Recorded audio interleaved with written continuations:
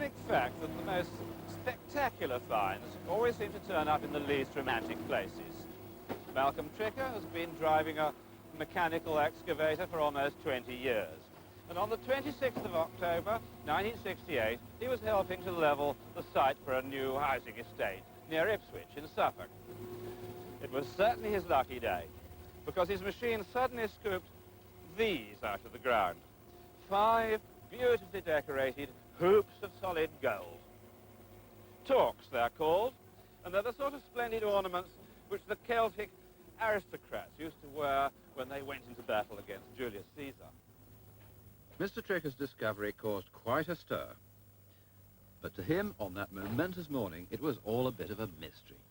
I put them in my bag on my motorbike and took them home because I only lived just up the road. Anyway, walked indoors, got my grub bag with me, said to the wife, "There's some more junk for you." Of course, she said, "What's that?" I said, "Well, I found these just now, dug them out of the ground." She said, "What are they?" I said, "I don't know." She said, "You reckon they're gold?" I said, "No, they're bits of brass." She then chucked them in the sink and washed them. Anyway, we tried them on her head, and one of them was opened a bit more than the other, so the wife had it round her neck. So we thought, well, they could be neck ornaments. Anyway, not knowing what they were made of, she then suggested to take them to the museum. The archaeologist, she said, "I'll have to give them a test to see what they are." And when she came back, she said they were Iron Age gold Torques. And then that's when I really realised that they were valuable and they could be worth a lot of money. How much did you get? That's £45,000, which was very nice. £45,000, quite a sum, and all paid out as a reward by the government under the law of treasure trove. The point is that the full market value of important treasures like these can be awarded to the finder after an inquest has been held in a coroner's court. But what is treasure trove, and what's it for? Well, its origins date far back to the time when medieval kings used to claim buried treasure as their own personal property, so long as the rightful owner couldn't be traced. This is the famous Mildenhall treasure of Roman date in the British Museum. Now, supposing this had been dug up in the Middle Ages, probably the whole lot would have gone straight to the monarch, who'd have melted it down for bullion. Today, the same law is in force, except that it's taken on the modern implication that rare and important antiquities like these ought to be preserved somewhere where you or I, scholars or school kids, can all go and see them on public display. Fine, but there are all sorts of unfortunate exceptions and complications to the law as it stands at present. For instance, in England and Wales, only gold or silver objects can be treasure trove. If you found a fine Roman statuette like this, it wouldn't count because it's made of bronze. Yet it's just as valuable and important as anything in precious metal. Another peculiarity in the law meant that this splendid Anglo-Saxon belt buckle wasn't covered either, in spite of being solid gold. This, however, wasn't unearthed by accident, but in a deliberate archaeological dig. This is Sutton Hoo, near Woodbridge, also in Suffolk. And these humps and bumps are all a fine group of ancient burial mounds. The buckle was found in this one when it was excavated in 1939, just before the war. One of the archaeologists was Professor Stuart Piggott. Well, there it is. It's a great object, isn't it? Oh, it's superb. Do you remember when it came out? I'm not likely to forget it. You see, one of our problems when we started finding this and all the other fantastically rich stuff was that we wanted to keep it quiet so that no unauthorized robbing or anything of that kind might happen. So we were taking the things back to the pub in Woodbridge where we were staying, locking them up in a suitcase, putting them under the bed, and waiting till the chaps came down from the BM to collect them.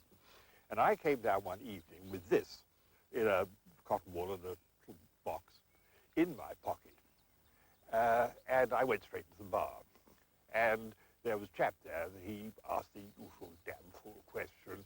"Found any gold, old boy?" You see? "Yes," I said, "way down with it." "Ha, ha, ha," he said, "have a drink." I said, "Yes, a double." By telling the absolute truth, which he didn't believe, having had my drink, I nipped upstairs and got rid of the buckle.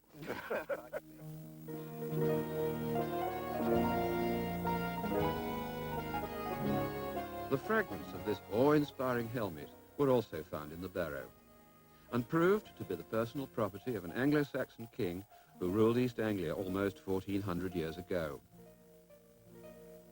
At his death, with great ceremony, all his royal regalia had been buried in a huge ship, where it lay undisturbed beneath the mound until its startling rediscovery in 1939.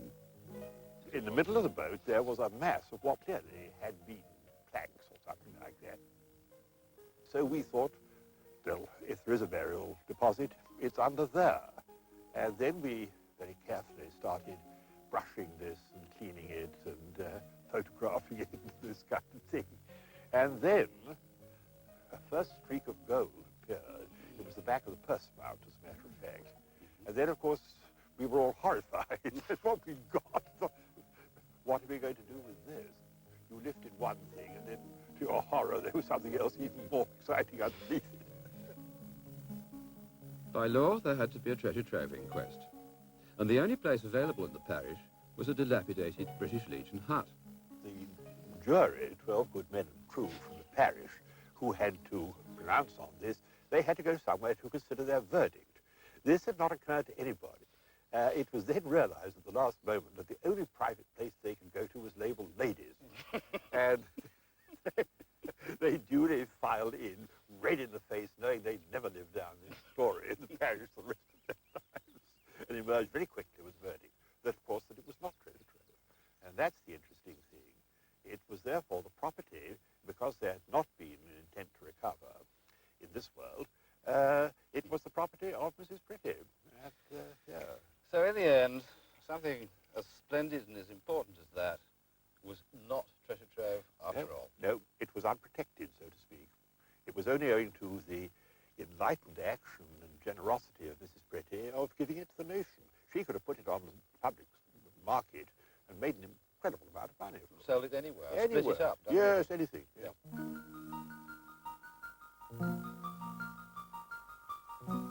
So it was only by good luck that these Anglo-Saxon crown jewels, gold with intricate garnet inlay, did end up where they should, in the British Museum. In this case, the law was no use at all, because it doesn't include things buried for good, such as the contents of the ship at Sutton Hoo. Rather, more ships end up as sunken wrecks at the bottom of the sea. The rocky shores of Northern Ireland have always been a hazard for shipping, but never more so than in the year 1588, when a series of dreadful storms sank no less than 20 ships of the ill-fated Spanish Armada along this coast. For over 10 years in this bay in Donegal, a group of amateurs called the Derry Sub-Aqua Club have been diving on the wreck of the Trinidad Valenciera in their spare time.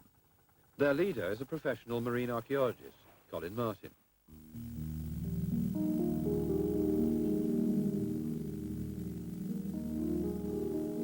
We know that the Trinidad Valenciera tried to escape the storm by beaching herself in the bay, but in the shallows she struck some underwater rocks.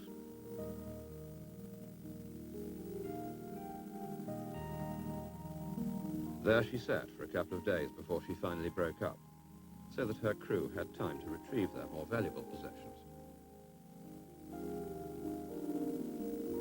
But for the Derry Sub-Aqua Club, they left a wealth of other sorts of treasure, which still lay beautifully preserved on the bottom.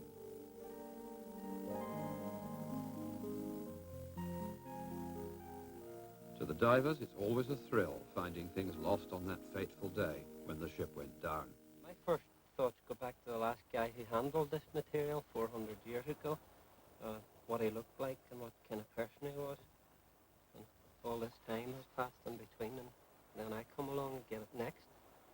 And, well, that fascinates me. What sort of things do you find? Absolutely everything, ranging from the items of armament and weaponry and so forth, to clothing, fabrics are very well preserved, domestic utensils, pottery, pewter, wooden bowls and plates. But obviously nothing valuable in the treasure sense, as you put it, because they would have been taken out. Not in the popular treasure sense, but in a sense, it's all treasure.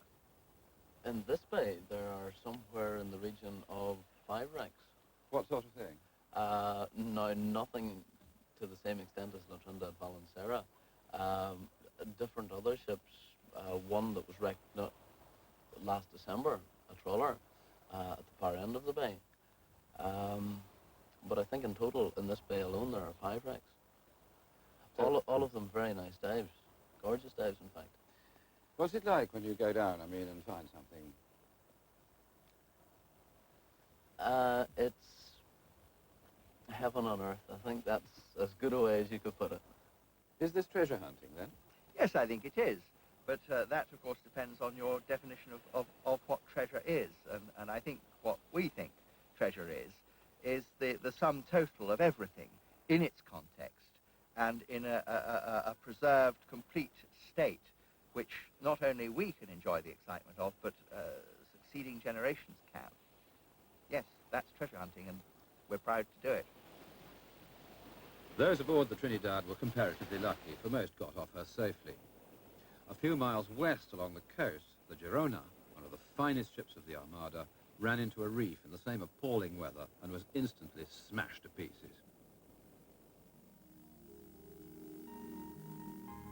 Scattered round the submerged rocks, hundreds of gold doubloons and jewels were recovered in another underwater dig 15 years ago.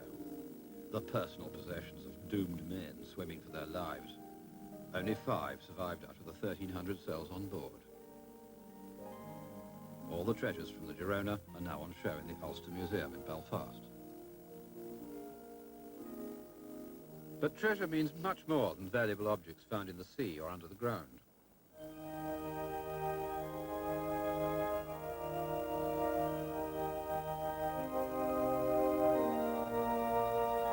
Some of the nation's greatest treasures are the spectacular ancient monuments that stand so clearly visible in our landscape.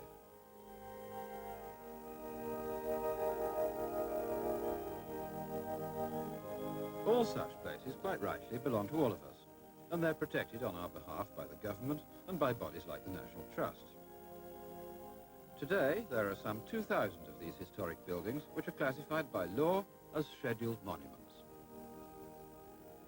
But there are hundreds more scheduled monuments where there's nothing to be seen at all. Under this perfectly ordinary field near Peterborough lies the remains of a whole Roman town. This, too, is protected by law. Digging for antiquities on sites like these is strictly forbidden. So, too, is using one of these, our metal detector. Metal detecting has become an extremely popular hobby during the last 10 years in Britain. Something like 60,000 people own machines like these. They can cost as little as £25 and up to £600 for a really sophisticated model. There are now some 200 metal detecting clubs, like this one in Kent, who go out simply to enjoy the pleasure of a day in the open air, combined with the chance of finding something of historical interest. Most professional archaeologists, though, accuse metal detector users of disturbing ancient sites and unearthing things by methods which are much too haphazard. We all should work together. We're finding things that the archaeologist could never find, single items. I've got a single item that in no way could an archaeologist find this. Well, therefore, surely it's to the good of our knowledge if I find it and put it on show or disclose it, which I've done. These are some of the things you found. These are general sort of cross-section of things we found. I see, because that's very nice. That one, isn't it? Because it's a purse mount, isn't it? It would have been shaped something like that, with the purse being made of cloth. Yes. This is just the bar at the top, and you hang it up by that. Those are very nice. They're 15th century, aren't they? Yes, about 15. And what else do I see here? Yes, look. A little sixpence of Queen Elizabeth. Quite nice condition. Now, that's a very special one of yours, isn't it? It's a King Stephen penny, minted somewhere about 1135. It is a unique coin because it wasn't known to exist before I'd found it. Is there any occasion when one does actually sell the things one finds? I wouldn't sell any of my stuff, and I've got stuff that's worth thousands, literally thousands, because I view this as part of your heritage. I believe that I'm not the person who owns it. I'm the lucky one that found it, so I'm the custodian. The club emphasised how they'd never go near a scheduled monument, and that they would always get permission before they went on private land. All in all, one can hardly call these enthusiastic people a menace to the preservation of our heritage. And here, it seems that metal detecting is really little more than a harmless pastime. sometimes you come back empty-handed, sometimes. Yes. Peter Humphreys also uses a metal detector, but doesn't belong to a club. He prefers to go out by himself or with a friend, looking especially for Roman coins. For every good one, you get 50 bucks. Indeed, it was he who found the biggest hoard of all on the site of a Roman town in Wiltshire under a buried stone. Lifted up the stone, and there's 2 coins stuck to the stone. Well, and there's no way that 2 coins could make the sort of signal that I was getting. It just raked away some dust, and there's the top of the pot. Sort of a dinner plate, I suppose. Just absolutely crammed full of coins. The top of the pot was cracked in 3 places, and the sheer weight of the coins in there actually cracked the pot. So it was a matter of really taking some coins out and taking a bigger piece of pot out as you could get. The pot into a sack, and the coins into boxes and buckets and you name it, really. What did they weigh then, altogether? Nearly 400 weight. 400 weight? And how many were there? Well, we reckon 60,000. When I brought them back, I counted 1,000. I put them into like a small saucepan and leveled it off. And we had 59 saucepans after that. So we reckon 60,000 as near as we could get, without counting them singly. Then there was a treasure trove inquest, presumably. There was a treasure trove inquest 6 months afterwards. And the verdict was it was treasure trove, which was ideal for us, because the treasure trove at full market value comes to the finder. And how much? Well, the full market value, they were valued at 140,000. You were satisfied with that? I was satisfied with 140,000, but unfortunately we didn't get 140,000. In fact, only 45,000, a third, was paid out under treasure trove, because Peter Humphreys had been using his metal detector on a scheduled monument, whether he knew it or not, and he was prosecuted. Well, they didn't get a conviction, even though they went the whole hog and had a barrister. And we had just a local solicitor, but it was thrown out. What's that done to your relationship with archaeologists? Not very much, actually. I don't go much on them at all, really. I mean, obviously they're not all tied with the same brush, but generally I think they've got competition and they're sort of being pushed out of the limelight a bit, I think. But the archaeologists do have a genuine complaint. There are a number of metal detector users who deliberately flout the law in order to sell what they find. Stanley West is the archaeological officer for the county of Suffolk. Even his own excavations have several times been vandalized by irresponsible people with metal detectors at dead of night. It's these stealthy treasure hunters he objects to, not the machine itself. We use metal detector, of course. We have metal detector as a tool, just like a shovel or a trowel. No difference. It's what you do with it and the way that you use it. And archaeology, after all, is a discipline. And it's the sort of haphazard way that people remove things from the soil, and indeed remove them from our knowledge. It's important. It's the motivation behind the metal detector, not the actual machine itself, of course. And we've, from this site, recovered a number of coins, not as many as we would have expected. A site of this kind ought to be producing perhaps dozens of coins of that period. We have, in fact, 5. Now, I just don't believe that that is all that this site would have produced. One should really expect many more. And if people are coming back to this site with detectors time after time, then they must be getting something out of it. One draws one's own conclusions. In a county like this, where we know a good deal about the problem, some 5,000 metal detectors here. I suppose we have good contacts with 30. So my estimation is we get 1% of what's being found, being reported. The other 99% goes into the market with no record and useless from the heritage point of view. When it comes to finding out about our past, metal detecting can never remotely match the expert investigations of a proper archaeological dig. It can only register metal objects anyway. It could never discover things like these handsome Roman vessels in pottery and glass, for instance. It would also miss this splendid sculpture because it's carved out of stone. That's why the metal detector is no use at all for finding things that people made during the vast period of time before metal was even invented. Yet their beautiful stone tools and weapons can tell us a great deal about them. This large Neolithic axe head is 4,000 years old, and it's an excellent example of what I mean. Now, this is every bit as much of a treasure as all those much more precious objects that we've been looking at so far. I know it's not valuable in the sense that it's worth a lot of money, but its value lies in something quite different, because it can provide us with the most amazing amount of information about the way of life of those Neolithic people all that time ago, especially this one. Because, you see, the rock it's made of can be scientifically identified with great accuracy. And the only place where it exists is here, overlooking Great Langdale in the Lake District, the site of the Neolithic axe factory where this axe was actually made. They sat up here, maybe a dozen of them at a time, knocking out axe after axe after axe. And every so often, somebody broke one, and with a hearty Neolithic curse, threw it angrily away down the scree.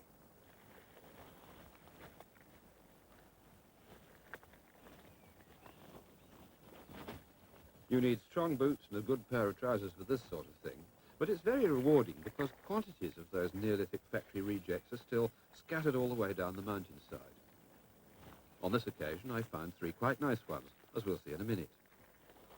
But the most remarkable thing about the Langdale factory is that you can find its highly polished finished product all over England and Scotland, from Dorset to Dundee. So, it turns out that 4,000 years ago, this remote mountain top was the starting point for a flourishing export trade.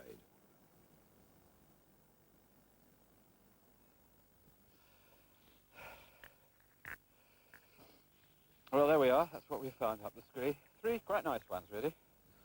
So there's quite a story attached to a few simple tools like these. A story which starts in Dorset, say, and leads us all the way up here to the spectacular scenery of the Lake District.